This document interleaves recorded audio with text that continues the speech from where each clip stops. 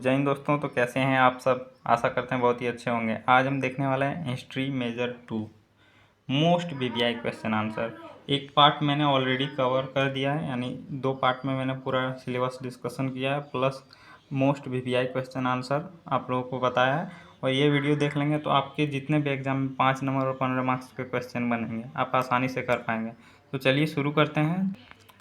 Unit 3 and 4 आज करने वाले हैं। यूनिट 3 एंड 4 में क्या क्या पढ़ना है? एक गुप्ताज का काल, गुप्त वंश था उसके काल में पढ़ना है। चंद्रगुप्त को पढ़ना है, समुद्रगुप्त को पढ़ना है और चंद्रगुप्त द्वितीय। चंद्रगुप्त द्वितीय को क्या कहता है? विक्रमादित्य। और एडमिनिस्ट्रेशन यानी गुप्त साम्राज्य का जो प्रशासन था, स्थापत्य कला था, इकोनॉमी था गुप्ता पीरियड में, यानी जो गुप्त काल में इकोनॉमी आर्थिक व्यवस्था था। हर्षवर्धन पढ़ना है और पॉलिटी एंड एडमिनिस्ट्रेशन, यानी हर्षवर्धन के काल में राजनीतिक और प्रशासन के बारे में पढ़ना है। और यूनिट 4 अब क्या है? फेडरलिज्म। फेडरलिज्म मतलब क्या होता है? सामंतवाद। उसका मुख्य विशेषता पढ़ना है। Difference between European and Indian federalism, यानी भारतीय सामंतवाद और यूरोपीय सामंतवाद के अंतर जो था उस सबको पढ़ना है, अंतर या भिन्नता जो कहेंगे। और यहाँ social change during the period, यानी जो सामंतवाद था उसमें जो चेंज हुआ सामाजिक जीवन, पोजीशन ऑफ वुमेन, जो वुमेन की स्थिति थी, कास्ट सिस्टम, जाति व्यवस्था, rise and new social classes, यानी जो अन्य जातियों समाज की जातियों का उदय हुआ।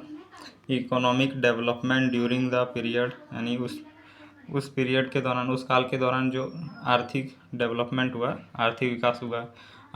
एग्रीकल्चर यानी कृषि, लैंड रेवेन्यू यानी राजस्व कर, भूमि राजस्व कर, ट्रेड रूट्स पढ़ना है, यानी जो व्यापार का मार्ग था, तो यही पढ़ना है। और यहाँ से हो जाता है पहला क्वेश्चन शुरू। पहला प्रश्न है, देख सकते हैं आप। गुप्त साम्राज्य की स्थापना एवं चंद्रगुप्त प्रथम, समुद्रगुप्त और चंद्रगुप्त द्वितीय के विजयों और उपलब्धियों का वर्णन कीजिए। यानी जो समुद्रगुप्त था, चंद्रगुप्त प्रथम था, चंद्रगुप्त द्वितीय था, उन सबका विजय, जो भी युद्ध किया था उसमें विजय प्राप्त किया था, और उपलब्धियाँ कौन कौन सी उपलब्धियाँ प्राप्त की थी, तो सबका उल्लेख करना है, वर्णन करना है। तो पहला आगे बढ़ते हैं। पहला भूमिका गुप्त साम्राज्य के बारे में। गुप्त साम्राज्य की स्थापना प्राचीन भारत के इतिहास में एक महत्वपूर्ण राजनीतिक घटना थी, जिसने भारत को पुनः एकता, स्थिरता और समृद्धि प्रदान की। गुप्त वंश का वास्तविक संस्थापक चंद्रगुप्त प्रथम 319 से 335 ईस्वी को माना जाता है। लेकिन गुप्त वंश का संस्थापक किसे कहा जाता है? गुप्त वंश का संस्थापक कौन है? श्रीगुप्त। और वास्तविक संस्थापक किसे कहा जाता है? चंद्रगुप्त प्रथम को। उसने महाराजाधिराज, चंद्रगुप्त महाराजाधिराज की उपाधि धारण की, जो उसकी शक्ति के प्रतीक थी। उसकी सबसे महत्वपूर्ण उपलब्धि लिच्छुई राजकुमारी कुमार देवी से विवाह थी, जिससे उसे राजनीतिक वैधता और उत्तर भारत में शक्ति का विस्तार हुआ। उसके समय मगध गुप्त सत्ता का केंद्र बना, यानी जो मगध था, मगध कहाँ है वर्तमान में? बिहार क्षेत्र में है मगध। समुद्रगुप्त, यहाँ सब समुद्रगुप्त शुरू हो जाता है। समुद्रगुप्त 335 से 375 को गुप्त साम्राज्य के महान विजेता कहा जाता है। समुद्रगुप्त, उसके बारे में जानकारी का मुख्य स्रोत प्रयागप्रस्ती। प्रयागप्रस्ती की रचना किसने की है? हरिसेन, आप लोग याद रखिएगा, जिसे हरिसेन ने लिखा है। समुद्रगुप्त ने आर्यावर्त के अनेक राज्यों को जीतकर अपने साम्राज्य में मिला लिया, जो दक्षिण भारत को राज्यों को पराजित कर पुनः स्वतंत्र कर दिया। यह उसकी व्यावहारिक कूटनीति दर्शाता है। उसने सीमा राज्यों और वनों राज्यों को भी अधीन किया। उसकी दिग्विजय नीति के कारण भारत का नेपोलियन कहा जाता है। भारत का नेपोलियन समुद्रगुप्त को कहा जाता है, याद रखिएगा, ऑब्जेक्टिव बन सकता है। वह केवल योद्धा नहीं, समुद्रगुप्त केवल योद्धा नहीं बल्कि कला प्रेमी था, यानी कला प्रेम करता था। उनके सिक्कों पर वीणा वादन का मुद्रण का चित्र मिलता था, यानी वीणा बजाते हुए इस कृति का चित्र मिलता था सिक्कों पर। और चंद्रगुप्त द्वितीय विक्रमादित्य, चंद्रगुप्त द्वितीय को ही विक्रमादित्य कहा जाता था, जिसका शासनकाल कितना था? 375 से 415। गुप्त साम्राज्य की स्वर्ण युग स्थापित करने वाला शासक माना जाता। उसने पश्चिमी क्षत्रपों शकों को पराजित कर मालवा, गुजरात और सौराष्ट्र को अपने अधीन किया, जिससे समुद्री व्यापार बढ़ा। यानी इन सब क्षेत्रों को, गुजरात को जीता था, सौराष्ट्र को जीता था। सौराष्ट्र कहाँ है? महाराष्ट्र में। मालवा और इस सबको अपने क्षेत्र के अधीन कर लिया, यानी इन सबको विजित कर लिया। उज्जैन की दूसरी राजधानी बनाया गया। उज्जैन को दूसरा राजधानी बनाया गया। उसके दरबारी में नवरत्न थे, जिनमें कालिदास प्रमुख थे। तो कालिदास का एक कोई कृति बताना है आप लोग का, यानी रचना कालिदास को। उसके काल में कला, साहित्य, विज्ञान और व्यापार की अत्यधिक विकास हुआ। विक्रमादित्य के काल में ये सब साहित्य का भी विकास हुआ, विज्ञान, कला, ये सब का विकास हुआ। इस प्रकार चंद्रगुप्त प्रथम ने आधार रखा, समुद्रगुप्त ने विस्तार किया और चंद्रगुप्त द्वितीय ने साम्राज्य को चरम वैभव तक पहुंचाया। गुप्त काल को भारतीय स्थिति का स्वर्ण युग कहना उचित है। यानी अगर पूछ लिया जाए क्वेश्चन कि भारत का स्वर्णिम यानी गुप्त वंश का युग को स्वर्णिम युग का कहा गया है, तो आप लोग को एज इट इज यही क्वेश्चन, यही आंसर लिख देना है। क्वेश्चन नंबर 2 है, चलिए मैं अल्टरनेट क्वेश्चन कराता हूँ, एक छोड़कर एक, ताकि आप देख लीजिए कितने अच्छे से पॉइंट वाइज आपको दिया है। आप इस क्वेश्चन कर लीजिएगा, पीडीएफ आपको टेलीग्राम पर मिल जाएगा। यहाँ से अब तीसरा क्वेश्चन आप देख सकते हैं। चौथा क्वेश्चन चलिए करते हैं। तीसरा क्वेश्चन कहाँ चला गया भाई? तीसरा प्रश्न आप देख सकते हैं। चलिए 4वां क्वेश्चन करते हैं। आप लोग ये सब पढ़ लीजिएगा, क्योंकि मैं वीडियो कराऊंगा तो काफ़ी लंबा हो जाएगा और ऐसा कुछ है नहीं, बहुत सरल शब्दों में ये हैं ताकि आप आसानी से समझ पाएँ। 4 नंबर क्वेश्चन देख सकते हैं। ये क्वेश्चन थोड़ा इंपॉर्टेंट है, ये प्रीवियस ईयर रिपीट हुआ है, एक बार आप देखिएगा 2023-27 के सेशन में आया था ये क्वेश्चन। हर्षवर्धन की राज्य व्यवस्था एवं प्रशासन की विस्तृत वर्णन कीजिए। तो हर्षवर्धन का शासनकाल कितना रहा था? 606 से 647, 41 वर्ष का। उत्तर भारत का अंतिम महान सम्राट माना जाता है। यानी जो उत्तर भारत का, जो हम लोग वर्तमान में अभी रहते हैं, ये सब क्षेत्र, उत्तर प्रदेश, उत्तराखंड, बिहार, जो भी मध्य प्रदेश, सब कौन सा क्षेत्र हो गया? उत्तर भारत का सम्राट, महान सम्राट माना था उसने, यानी हर्षवर्धन ने थानेसर से सत्ता प्रारंभ कर कन्नौज की राजधानी बनाया। थानेश्वर को बदलकर प्रारंभ कर कन्नौज को राजधानी, दूसरा राजधानी कन्नौज को बनाया। उसने शासन की जानकारी का प्रमुख स्रोत हर्षचरित किसने लिखा था? बाणभट्ट और हवेनसंग का विवरण है। यानी इन्हीं सब से पता चलता है हर्षवर्धन का शासनकाल, प्रशासन और जो भी स्थापत्य कला, उन सब के विषय में। राजनीतिक विस्तार, हर्षवर्धन के काल में राजनीतिक विस्तार किसने हुआ? हर्ष ने पंजाब, कन्नौज, बंगाल, बिहार, उड़ीसा तक अपना प्रभुत्व स्थापित किया। इन सब क्षेत्र को अपने अधीन कर लिया। दक्षिण में चालुक्य राजा पुलकेशिन द्वितीय से पराजित हुआ। यानी जो दक्षिण में राजा था चालुक्य, उनसे पराजित हो गया था हर्षवर्धन, जिससे दक्षिण विस्तार रुक गया। और दूसरा पॉइंट है शासन व्यवस्था। तो हर्षवर्धन का शासन व्यवस्था क्या था? शासन राजतंत्रीय था, यानी राजा शासन करता था, पर गुप्तों की तरह विवेक केंद्रीकरण भी था। राजा प्रजा कल्याण में रुचि लेता था, यानी लोगों की भलाई करता था, और नियमित भ्रमण करता था, यानी घूमते रहता था। मंत्री परिषद, जो मंत्री परिषद अभी वर्तमान में भी वो मंत्री परिषद होता है, तो जो भारत में मंत्री होते हैं उन सबको क्या कहा जाता है? मंत्री परिषद। क्वेश्चन है मंत्री परिषद, पॉइंट है, राजा की सहायता के लिए मंत्री व उच्च अधिकारी थे। प्रशासनिक पद गुप्त परंपरा से प्रभावित थे। यानी जो प्रशासनिक पद था वो सब, जो क्षेत्र जैसे कि हम लोग का रहता है गृह मंत्री, खेल मंत्री, सब मंत्री जो था वो सब किससे प्रभावित था? गुप्त वंश से।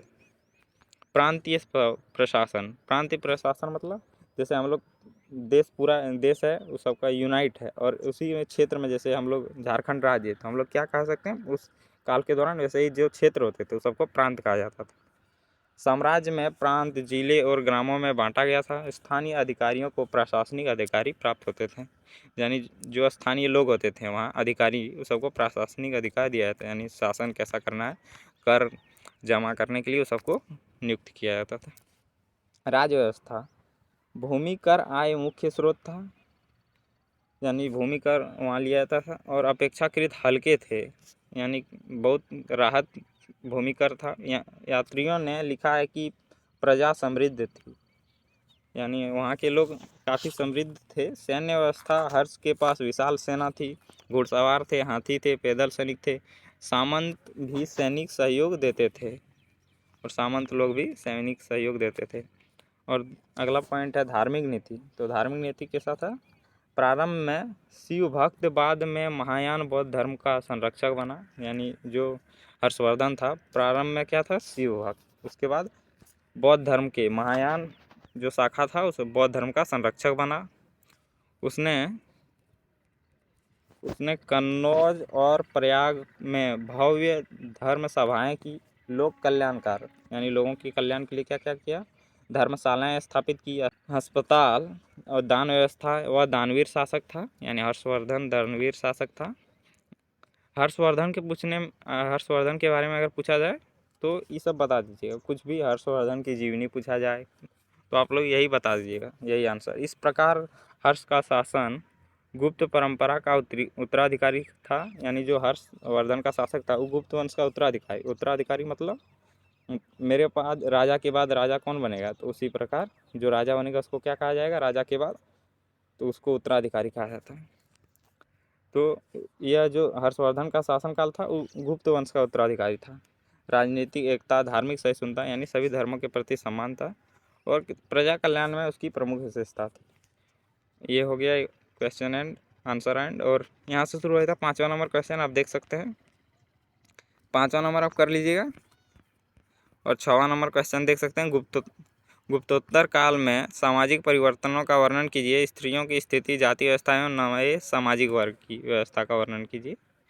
तो यहाँ से आप देख सकते हैं ये सब क्वेश्चन हो गया और यहाँ से आंसर शुरू हो जाता है। आप लोगों को ठीक एग्जाम में पॉइंट वाइज लिखना है, जिससे आंसर अट्रैक्टिव लगे, दिखने में अच्छा लगेगा पॉइंट में लिखेंगे तो यहाँ से शुरू होता है। गुप्तोत्तर काल में भारतीय समाज में महत्वपूर्ण परिवर्तन हुए। यह परिवर्तन सामंतवाद, भूमि अनुदान और आर्थिक ढांचे बदलाव से जुड़े थे। स्त्रियों की स्थिति, इस काल में स्त्रियों की स्थिति गिरावट देखी गई। वैदिक काल की अपेक्षा उनकी स्वतंत्रता सीमित हो गई। यानी जो वैदिक काल में स्त्रियां स्वतंत्र थी उतनी स्वतंत्र नहीं थी। बाल विवाह बढ़े, यानी गुप्तोत्तर काल में बाल विवाह बहुत बढ़ गया। विधवा विवाह कम हो गए। उच्च वर्गों में पर्दा प्रथा प्रारंभिक रूप दिखता है, यानी पर्दा प्रथा अब मानने लगा था उच्च वर्ग। शिक्षा का अवसर घटा। हालांकि राजघरानों में उच्च वर्ग की कुछ स्त्रियां प्रभावशाली रही। और यहाँ से अगला पॉइंट शुरू होता है, जाति व्यवस्था का विस्तार। जाति व्यवस्था अधिक जटिल और कठोर हो गई। वर्ण व्यवस्था से आगे बढ़कर असंख्य जातियां उपजातियां बनी, यानी बहुत से जाति और उपजातियों में वर्गीकरण हो गया। पैसा आधारित जातियां विकसित हुई, यानी कार्य आधारित, जैसे कि कुम्हार केवल मिट्टी के बर्तन बनाएगा और जैसे लोहार लोहा का कार्य करेगा, उसी प्रकार विकसित होने लगा था गुप्तोत्तर काल से ही। सामाजिक गतिशीलता कम हुई। ब्राह्मणों की श्रेष्ठता थी।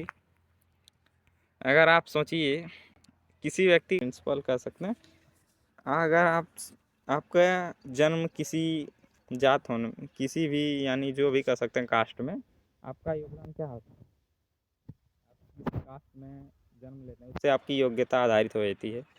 अगर आप कुम्हार जो भी एटसेट्रा किसी भी जात को हम ऊंचा नीचा नहीं कर रहे हैं, केवल बता रहे हैं कि सोचिए आप ब्राह्मण में जन्म ले लेते हैं तो आपको कोई सम्मान मिलेगा बिना कुछ किए। आपका यहाँ कोई योगदान नहीं है, आप जन्म लिए हैं ब्राह्मण के घर, आपका कोई योगदान है? ब्राह्मणों की श्रेष्ठता। भूमि अनुदानों के कारण ब्राह्मणों की आर्थिक व सामाजिक शक्ति बढ़ी। सॉरी, कुछ दोस्त होंगे जो ब्राह्मण होंगे तो बुराई के तौर पर मत देखिएगा, ये की स्थिति है, समझिएगा आप लोग। वे नए क्षेत्रों में बसकर ब्राह्मणी संस्कृति को प्रसार करते थे। नए सामाजिक वर्गों का उदय हुआ। सामंत, भूमि स्वामी, मंदिर अधिकारी, सैनिक अधिकारी, यह नए अभिजात वर्ग बने। दूसरे ओर कृषक, श्रमिक, शिल्पकार निम्न वर्ग में रहे। जातियों का समावेशन, यानी जातियों का मिलना। वनवासी और जनजातियों समूह धीरे धीरे जाति व्यवस्था में शामिल किया गया। जिससे सामाजिक विस्तार हुआ। धर्म का प्रभाव, भक्ति आंदोलन के प्रारंभिक स्वर दिखाई देने लगे, जिससे सामाजिक समानता की भावना कुछ बल दिया, यानी सब लोग समान हो उस पर बल दिया।